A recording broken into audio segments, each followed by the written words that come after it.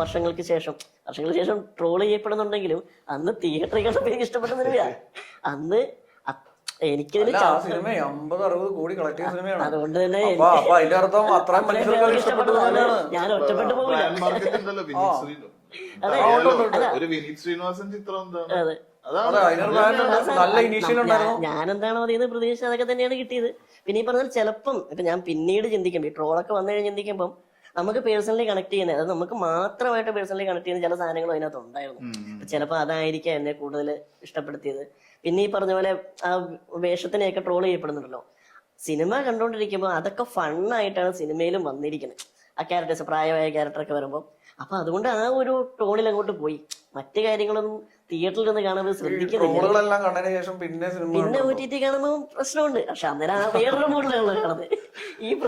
ഈ പ്രശ്നത്തിലല്ല. അപ്പൊ ആ തമാശയിൽ നമുക്ക് എൻജോയ് ചെയ്യാൻ പറ്റും. അത് വേറെ എൻജോയ്മെന്റ്. അങ്ങനെ സിനിമ എപ്പോഴും ഒരു പെർസ്പെക്റ്റീവ്